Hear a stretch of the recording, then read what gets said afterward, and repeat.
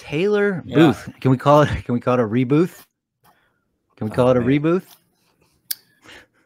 Yeah, there's a lot of not even a sneer, not even a scoff.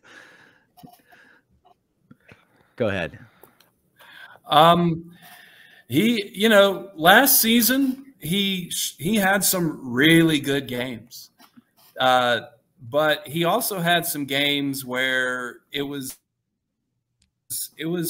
up and down, which is fine. Last season was the highest level he's ever played at.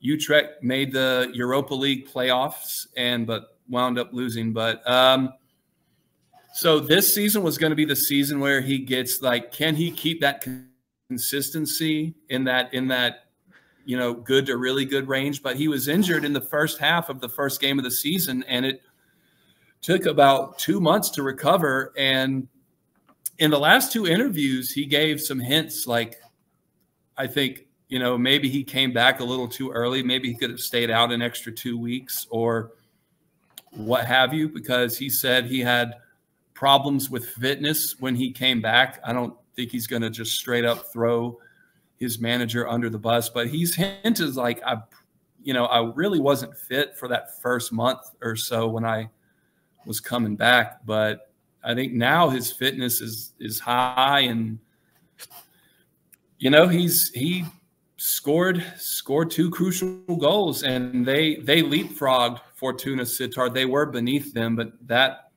win put them above them now, and they're on a 13-match unbeaten streak, only second to PSV in the Eredivisie. Ooh. Still pretty solidly mid-table, though, right? I mean, they got a ways to go to. They are, their terrible start to the season is going to come back to haunt them, I think, when the final table plays itself out. But his Ron Jans is the Dutch Big Sam. He's solidified that defense, and they're just firing on all cylinders now. Let's watch the goal real quick.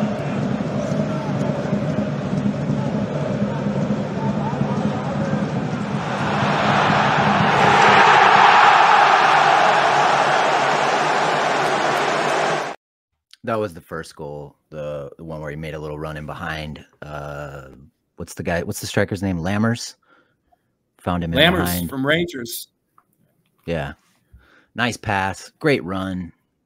Puts it through the keeper's legs. You can hear the roar from the crowd. Lovely stuff. I went after we did the Monday review last week. I went back and watched everything he did in that game against Volendam. He was, correct me if you think I'm wrong here, Daniel, but I thought he was absolutely cooking in that game against Volendam. Everything he did was turn into gold. This game wasn't quite as magical. He had the two goals, but he was also kind of messy. Well, and they started hacking him early. He had the most fouls, I think, and they were I think he had a couple of fouls where if this exact same foul happened in the second half, it's a yellow card. But because it happened in the first 3 or 5 minutes, the referee just gives a warning or something like that. He could have had a couple of more fouls, I think, but the referee played advantage. But I think they tried to shake him up early, which probably played a factor. But yeah, it wasn't as good as Volendam last week, but he still did a lot of good things. So. Yeah. Go ahead, man.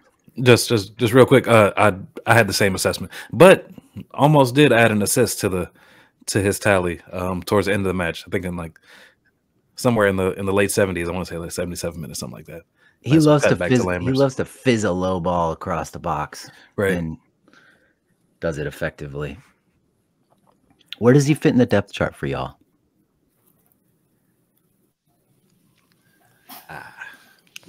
Winger wise, 5,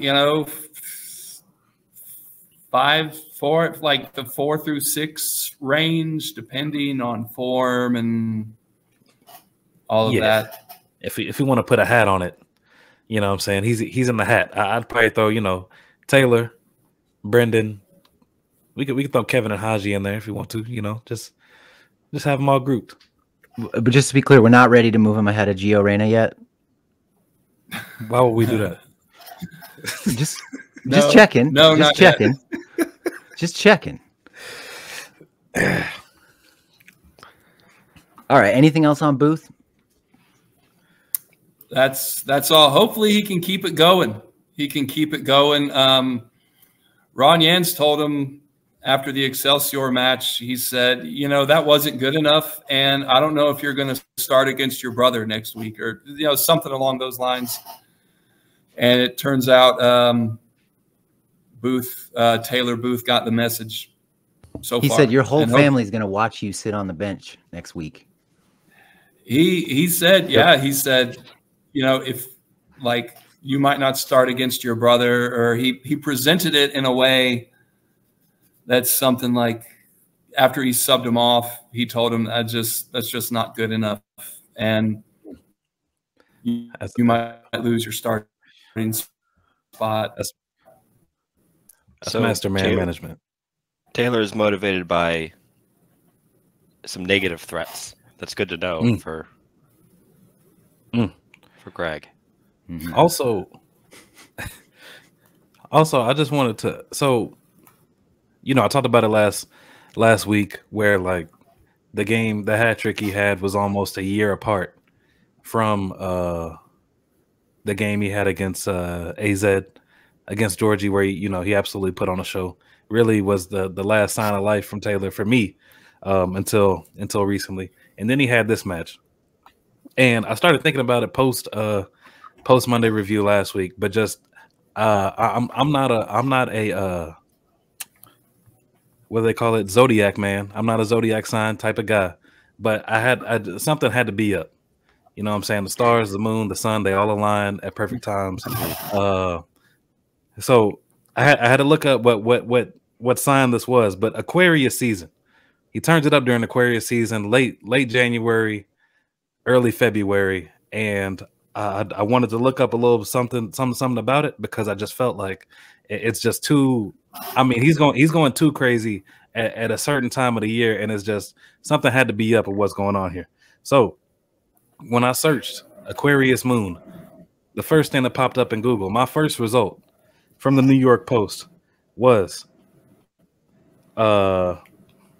headline: New Moon in Aquarius, comma, charismatic leader you were born to be. And then, the little blurb, it says the new moon rises in Aquarius, the sign of the charismatic cult leader. Now, he's got a little bit of a charismatic cult leader thing going. Maybe it's just the performance I'm saying, but continue. I see. Yeah. Okay. So yes, that Waukee, but also keep in mind, my man's from Eden, Utah. I'm pretty sure people call him the Mormon Messi. I'm assuming he's Mormon. You know what I'm saying? And before I go any further, let me just clarify.